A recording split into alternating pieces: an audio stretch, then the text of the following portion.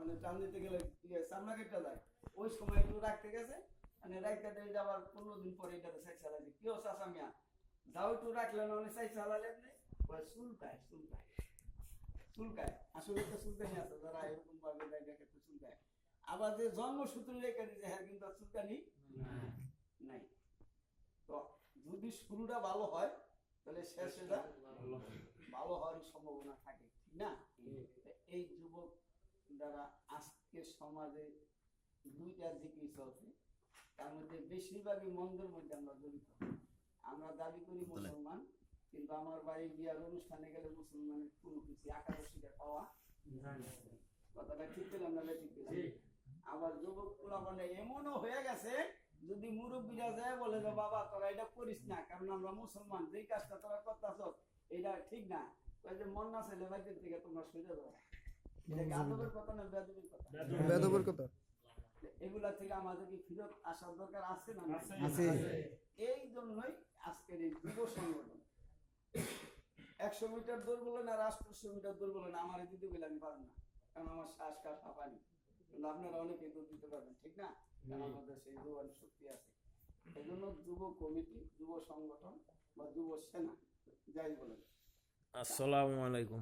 ওয়ালাইকুম আসসালাম ওয়া রাহমাতুল্লাহ। আমাদের এই আজকে যে সংগঠনটা হতে যাচ্ছে সেই সংগঠনটা হতে হবে সম্পূর্ণই আল্লাহ রসুলের আদর্শের মধ্যে থেকে, আল্লাহ রসুলের আদর্শের মধ্যে থেকে এই সংগঠন পরিচালনা করা হবে। এই সংগঠন আপনারা থাকবেন, আপনারাই থাকবেন, আমরা তো এখানে আমরা তো জীবনের মধ্যে পড়ি নেই।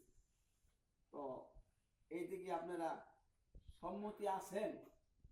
জি আছে বলেন সবাই ইনশাআল্লাহ। ইনশাআল্লাহ। আর এখানে যদি না থাকেন তাহলে থাকবেন কি? থাকার দরকার আছে। এই জন্য এই সংগঠন করতে হলে আজকে একা অনেক কিছু ঠেক দেওয়া যায় না, কিন্তু 10 জন মিলে আপনারা দেখেন ইউটিউব বা ফেসবুক আপনারা তো বিভিন্ন জায়গায় দেখেন যে অনেক সময় বিশাল বড় একটা লম্বা শাকক গ্রামের সমাজের যুবকেরা মিলে দিয়া লাগছে, মানুষ দেখতে পারে না, যুবকেরা মিলে বাস ফুটি জোগাড় করে দিয়া লাগছে, কথা ঠিক না? বুড়ারা কিন্তু ওই জায়গায় খুব কম, হয়তো বুড়ারা সহযোগিতা হিসাবে আছে, কিন্তু যুবকেরা ওই যায় আমরা দিয়ে হলাম এখান থেকে সেই পর্যন্ত দিতে দিয়ালাম, এটা যুবক দ্বারা সম্ভব, কথা ঠিক না? এই যুব সংগঠনরা আপনারা এই জন্যই আজকে করার উদ্দেশ্য, আপনারা হবেন এক সময় সমাজের মডেল, সমাজকে সুন্দর কিছু উপহার দেওয়ার জন্য আমাদের নবীদের আদর্শের মধ্যে থেকে, কারণ আমাদের নবীদের আদর্শ চাইতে আর বড় কোনো আদর্শ নাই।